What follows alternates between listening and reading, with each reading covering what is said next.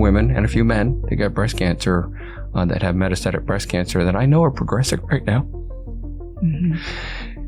And every time I see that happen, it brings back Maureen. Mm-hmm. So on that day that she took her last breath and I woke up in the hospital bed next to her, it would have been super easy to look away from this disease for all the pain that it's caused. But there's 116 people a day that are dying of metastatic breast cancer, and that's not okay.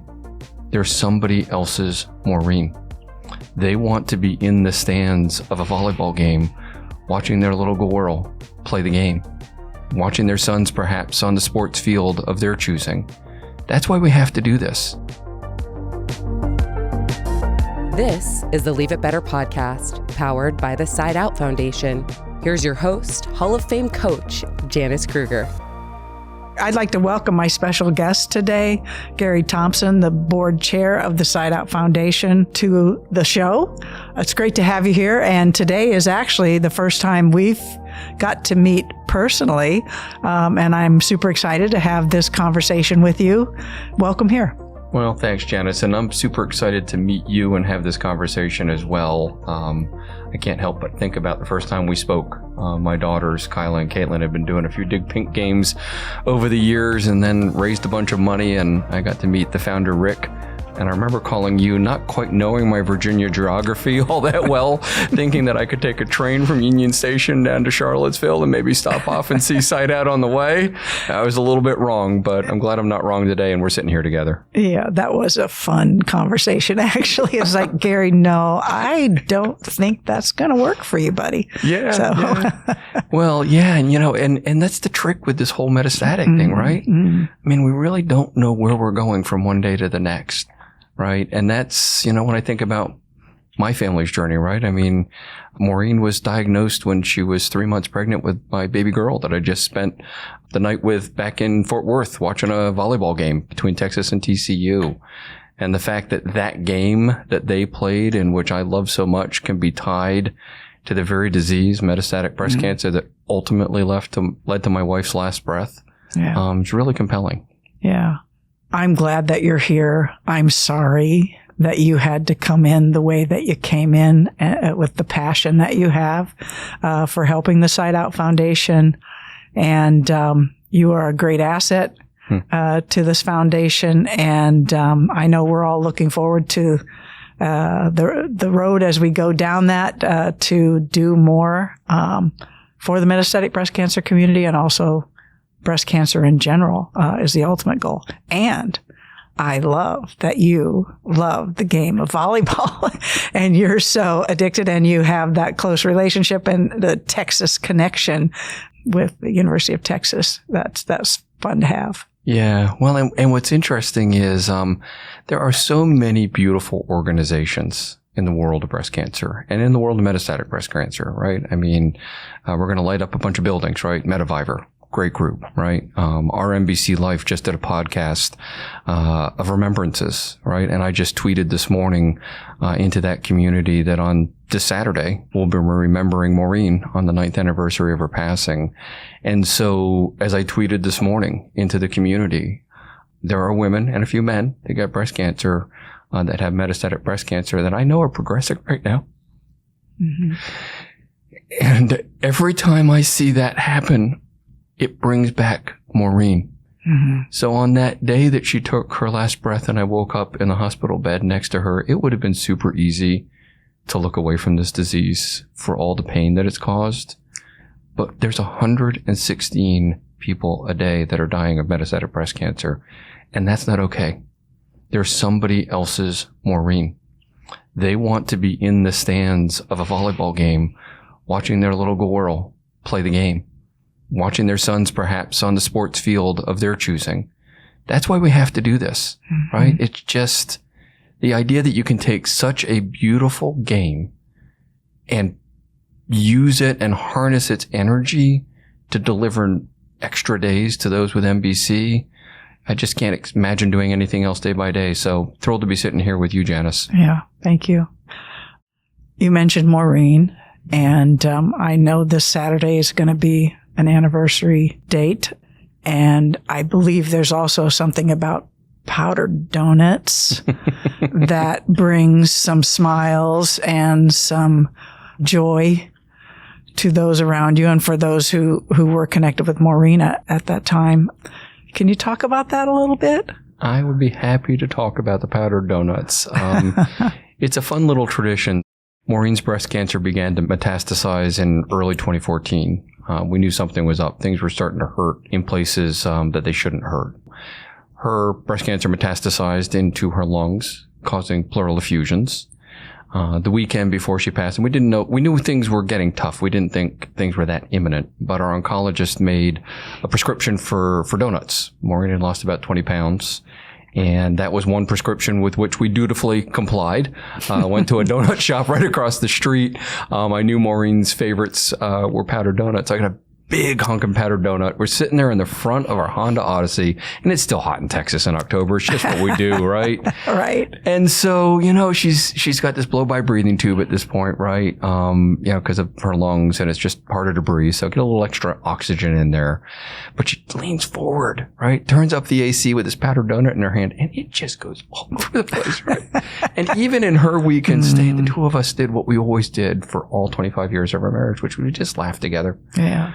And so on the 21st, which is the day that she passed, 21's become kind of an important number to our family. And so on the 21st of every month for the first year, I would take little bags of powdered donuts, Mrs. Baird's, a Texas brand. We're proud in Texas. Okay. We're proud all in right. Texas. All right. And as I joked as I dropped them off, powdered donuts don't have calories on the 21st, which is another magical component of these little devils. I'm making note of that, by the way, because this Saturday I'm probably going to need to bust myself over and pick up some powdered donuts. Pick up some powdered donuts, yeah. So for a year, I just dropped them off at places just as a way to make the 21st a day of joy as opposed to a day of sadness. Because Maureen brought us joy. Right, and brought me joy and brought the kids joy. So, yeah, that's the powdered donut tradition. And yes, Kyla, who's down at the University of Virginia, where I'm headed next, we'll have a couple together on Saturday. Oh, beautiful! That's just fun. It's those connections with those people that were around Maureen that you get to still experience. I'm sure does bring some real heartfelt love to you, and I love that story. Yeah. Well, and then the funny thing, Janice, too, is the number 21, right? I mean, it's just a little sign from heaven, right? I mean, I know what it is, right? But it comes up, right? So, our St. Andrews had a Dig Pink game against another big fundraiser, John Cooper. And I was telling the story of 21, before the game, like I do at the Dig Pink games. And the girls on the way back, to Houston, John Cooper stopped at Dairy Queen the next day. And their table number that they got for all their blizzards and stuff was 21. And so I got a call a few days later from their athletic director, John Hoy, great guy. And he said, hey, the girls want to invite you to come over and speak at their game. Oh, nice. That's new. And it's one of those memories, Janice, that really lingers because, I mean, big crowd, sea of pink. John Cooper does it upright. I mean, it's just so neat when you go into one of these high schools to see just the community coming together around this cause and around the game, like they did around Rick's mom, right? Gloria, when he started all this back in the day. And so they had a shirt that they all signed with the number 21. Oh, that's really special. Yeah. Yeah. And it's what Rick always talks about, right? Like it's youthful spirit plus purpose equals change, right? That's what jazzes me about these young folks in the early days of their lives are doing something through this sport that will change the life of someone they don't know. Yeah. Or maybe somebody they do know in their own community that has metastatic breast cancer, right? That's going to give them extra days. Yeah. And that's just something really fun to be part of, and, honored that Rick gave me the chance to be associated with something this meaningful. Yeah. Well, I know I'm excited that you're here.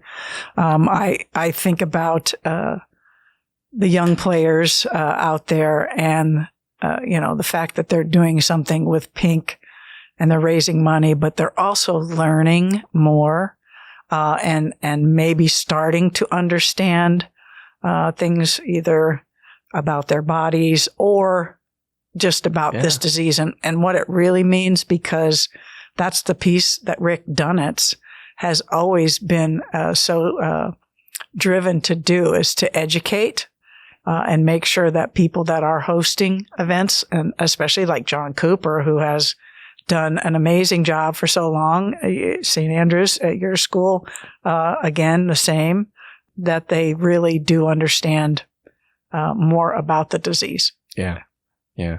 And hopefully, the message I can share, as board chair, as we sit here together, Janice, with all of those high schools that have done this for 17 years and some that are just coming to it, every touch of that ball can change things. Yeah. Right. Yeah. I mean, that can change the course of a point. Right. I mean, I watched a 5-setter back in Fort Worth the other night where, I'm a proud Texas Longhorn fan, but I was a little scared. Right. But one more pass. Yeah. One more set, one more point, and the game goes on. Mm-hmm. Right. And I think that's the really cool part of the research that Side Out does, right? Which is it's patient first. Yes. There's really important research going on out there at the bench, right? That work needs to be invested in by those organizations that raise money to do that. And I'm super thankful for those organizations. But what Side Out does that's unique is say, okay, can we help this person? Can we provide a personalized treatment plan that says, hey, here's what you've got, and here's a possible path forward for those extra days, right? That's what Maureen and I always thought about, right? Like, it's like, if we can survive 5 more years the way the research is going, they might come up with something new, right, Janice? That's right. That's right. It's they don't have a cure yet. Yep. Right. Yeah. 100%. And so, that's the message, is that every time you're touching that ball, you're making a difference. And we're thrilled you're digging pink as you do it. That's what ensures there's going to be another set and another life. Yeah. I also think, having been a coach for 30 years collegiately, I completely appreciate that. Make it better, kind of a thought with every contact that is made, and you fight for every point until you get an opportunity where something great may happen. This podcast is called Leave It Better. I'm super excited about the title of the podcast and the opportunity to speak not only with my volleyball colleagues and volleyball coaches and programs that are doing things with Dig Pink, but to have this opportunity to spread the word even more about what Side Out is doing. I believe in this foundation and have been with the foundation now going on 15 years. And Rick Dunitz, our founder, and his father, Brian Dunitz, 2 amazing people. I actually met Rick's father first. And he was such a fun guy. I got to tell you, he's a character. And then I got an opportunity to meet Gloria, Rick's mother, whom the foundation was built around. And I got to throw another little piece in here, is that in our research that we have going on and the initial phases of this to get to this point where we're now working to serve 1,000 patients in a year, she was our first patient. She was our number 1 patient starting this all out. So from their heart, they have built this, and now we continue to bring people in that are going to help us show more folks about what we can help with, to get more folks to understand what we are doing and help raise the funds so that we can take care of this diagnosis analysis for more people living with metastatic breast cancer. Yeah, no, it's a really powerful set of threads in what you just shared there, Janice. And maybe let's just start with the leave it better part, right? I mean, Rick's really good at keeping my fellow board member Stephanie Reefy and I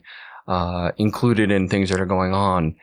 At one of our first board meetings where we all met together in person around one of our Dig Pink games at St. Andrews, we're all Rush fans. And so, okay.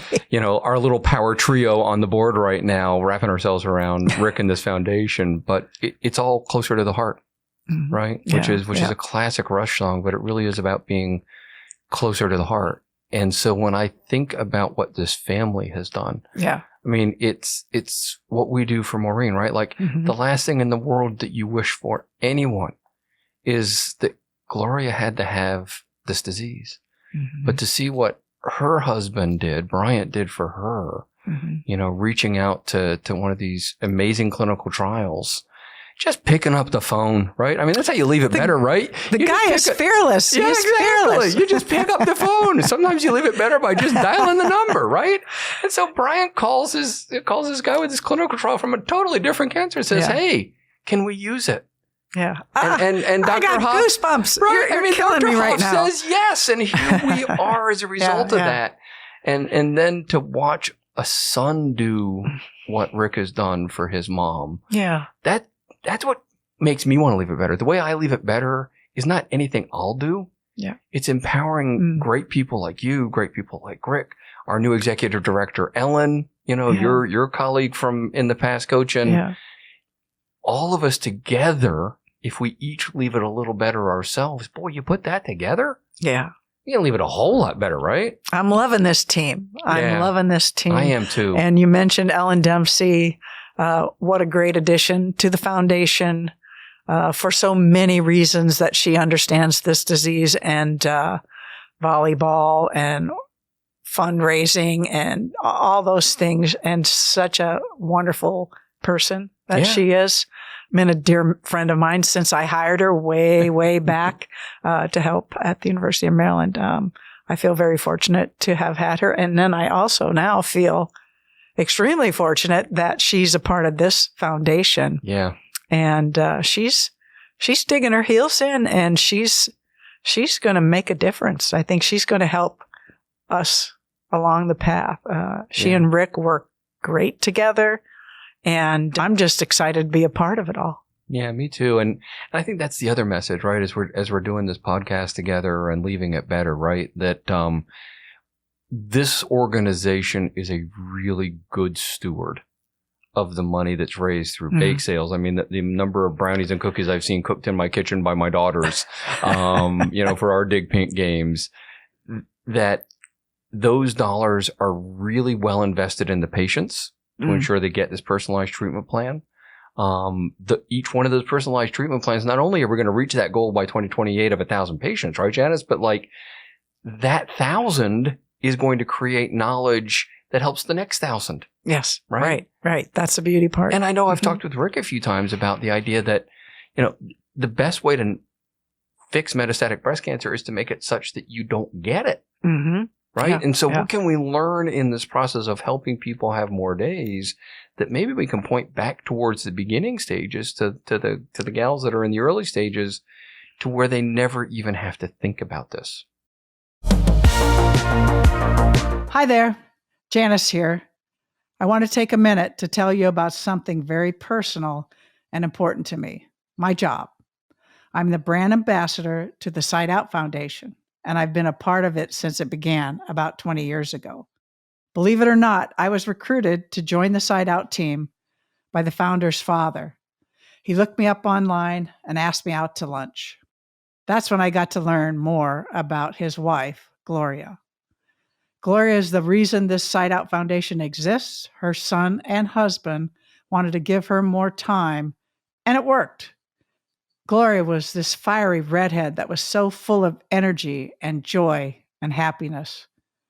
They'd invite me and my partner over to Thanksgiving, and Gloria would dance around the house. She always made me feel so welcome. I joined the team at Side Out for the very same reason we get athletes involved with our Dig Pink program, because I wanted to be a part of something bigger than myself. I wanted to see Gloria have more time, and I was thinking about all my female friends I could potentially be helping. One of the goals of this podcast is to let people know that they can help us help people living with metastatic breast cancer see more tomorrows. How? By harnessing the passion and power of youth volleyball to raise money that will go toward real research and clinical trials that really do give families more time with their loved ones. That's one of my favorite things about this job, is that you can actually see the results of our research and how it helps give people more time. For more information, head to our website, side-out.org. Now back to the show. Yeah, right. That's well said. Well said. Yeah. And we should spend. I'm not sure if anybody will ever get the chance to interview you, but like you've left it better. Oh, gosh. Yeah. I mean, and I just, as board chair, knowing those conversations we had early on about just trying to help me understand where the office actually was. But beyond that, like, I mean, I looked at all the stories back in Nebraska where we just had that amazing, most people ever watching a woman's sport in the Cornhusker Stadium. I mean, coming from Texas, this is really hard to say, but thank you to the Cornhuskers and thank you to you for, being one of those first Title IX players and then just taking that forward to your own career with your own players at Maryland and all you've done as a coach. Well, thank you very much. I got to go back to that event and be there, meet with a ton of alumni. They had a special event there. And I do feel like there is no place like Nebraska.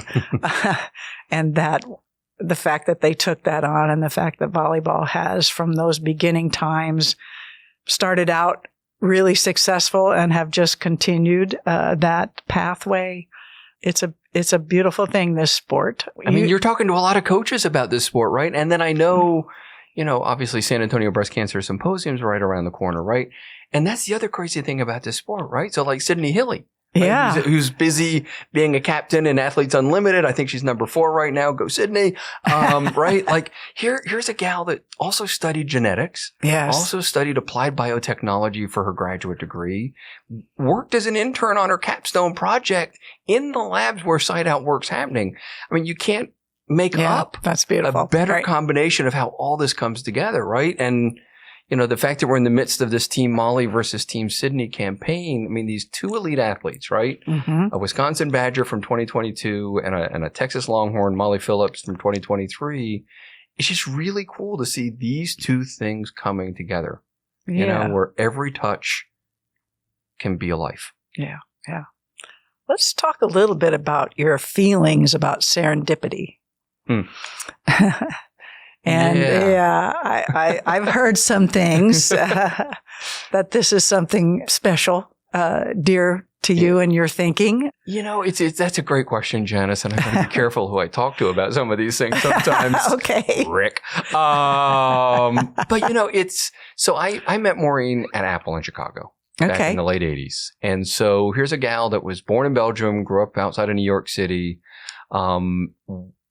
she was a captain for a high school team. Oh, I did not know. She was I married up, quite literally, Janice. She was 6 feet 1 inches. I'm 5'10". Not that I'm a short fella, but I had to stand on my tiptoes to kiss the bride at the wedding. She wanted to go to the West Coast. She wanted to go to Pepperdine, right? Okay. Meet a tall, bronzed volleyball player.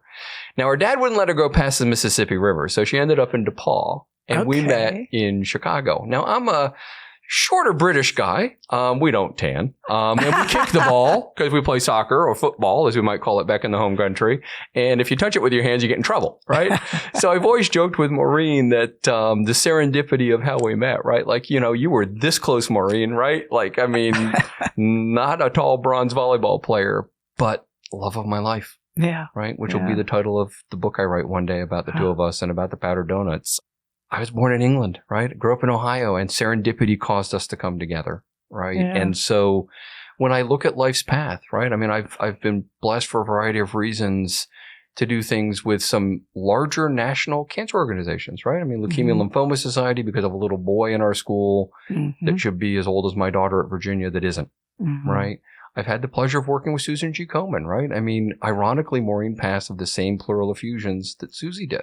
Right? I did. But the idea that I could, because of this sport and what my girls did with their teammates to raise a bunch of money, to take all of that and wrap it around this founder of Side Out, Rick. Right? I mean, the serendipity of meeting him, you know it when you see it. And for me, I know it when I feel it. And I knew this was a good man and a great man that had a passion that could do more.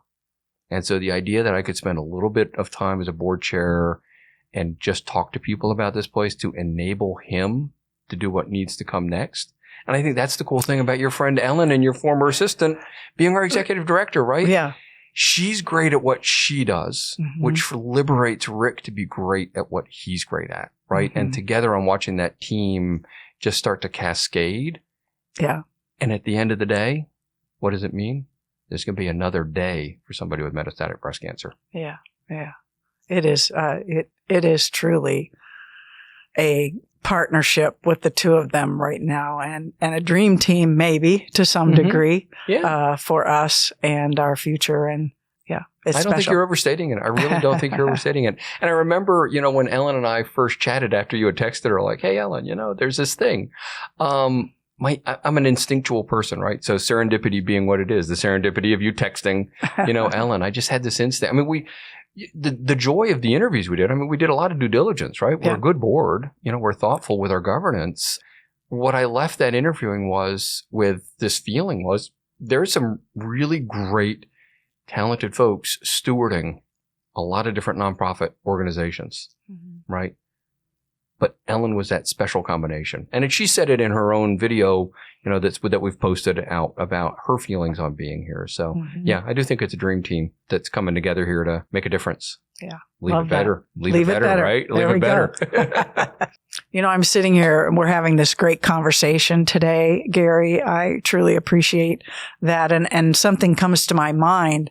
What's that one thing for you that you would like to talk about with me today? When Maureen passed, the first few days, I think, are just nothing short of shock, right? I don't think you go straight into grief. I think grief takes a while, and then I don't think grief ever ends. But the kids and I were thinking about, okay, Mom showed up every day for 11 years with the disease. Great architect, great wife, great mom. What would we do? What would be our thing, right? And what we realized is we don't have to change everything. We just have to change our one thing. And if each one of us changes our one thing, then we will have actually changed everything. So when I think about what Side Out does, it's picked its one thing. Yeah. Right? And the everything that we want to change is the lives of folks with metastatic breast cancer by doing our one thing. So if every one of those passers, setters, hitters that's out there on a court keeps doing their one thing, that one thing magnified together actually has the ability to change everything. Yeah, that's beautiful. I think one of the things I love about Rick Dunitz is the fact that he wants to find something and have it be something that we can show that we made progress on. And he's picked his one thing. Yeah. And he's driving this foundation with the help of you and Ellen and all of our leaders. What's interesting about this, Janice, is, as we think about the one things, I also want to make sure that I thank my fellow board member, Stephanie Reefy. Yeah. I still remember sitting with Stephanie in D.C. I had been out for a hill day with Leukemia and Lymphoma Society, and I love people, right? So I had found Stephanie, and we met, and we were talking about our one thing. And, she did an amazing job at Komen, right? Standing up their research over a decade. She's now at a company called Exact Sciences doing equally magical stuff with patient advocacy. So the fact that she brought her career as actually a scientist, she actually knows what this disease is and has funded it over the years. Her saying yes to being a board member with me so that we could wrap ourselves around Rick and this foundation to lift it up to be all that it could be. I appreciate her sharing her one thing with me and the foundation. I couldn't do it without her. We're glad that she's on board here with us as well. And thank you for bringing her in. Absolutely. Well, and the funny thing I can't help but think about, right? I joked about Rush and the Power Trio and Closer to the Heart, right? There's 3 artists in that band. Unfortunately, we lost one of them, Neil Peart, the drummer, who's quite the poet and quite the drummer. But there's also Geddy Lee and Alex Lifeson. So I don't think Stephanie, Rick, and I have ever figured out who's who yet. That's good. I'm sorry. I don't know Rush. No, but okay. I know their music. Dude, I got. That may end up on the cutting room floor. I don't know, but I got to try.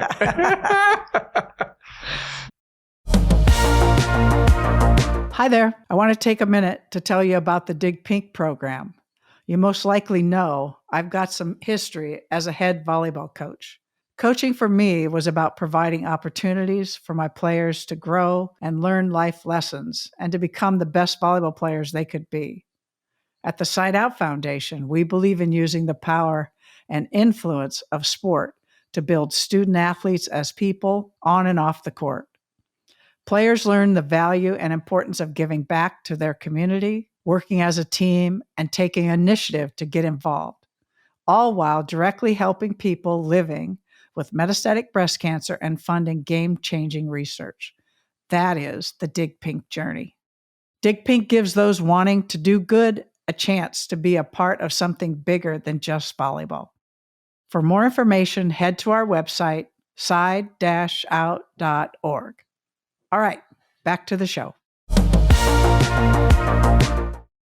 As individuals have wives and or husbands that pass with children in the family, how do you navigate that? How do you progress through such a devastating loss and life-changing event for everyone with young kids?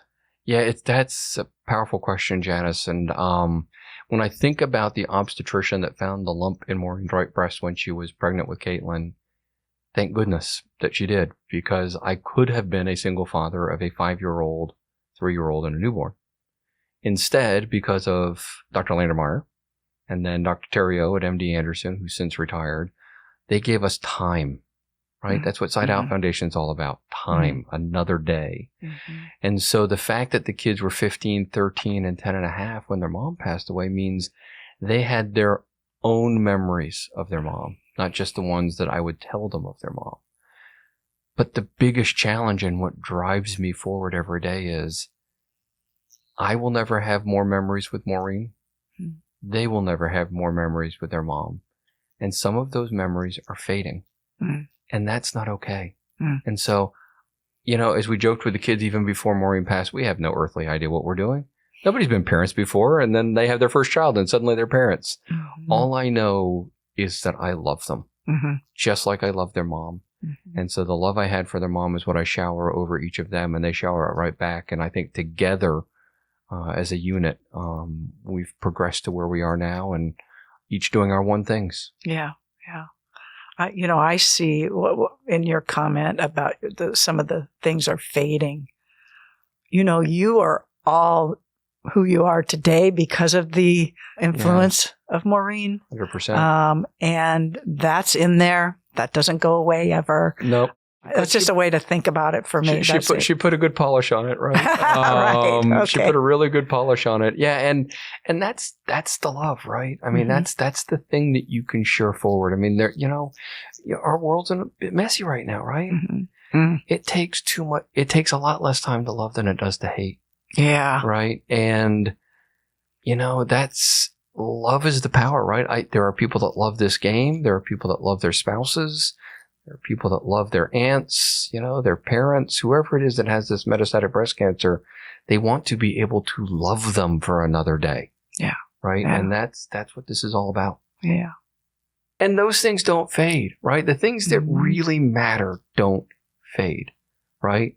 And just because some cells in a body get stupid, right? And in the case of breast cancer, they get stupid in a breast, right? And then unfortunately, sometimes they get stupid again and they figure out how to be cancer anywhere, not just the breast, right? That's what metastatic is, right? It's when cancer can be cancer anywhere other than where it started.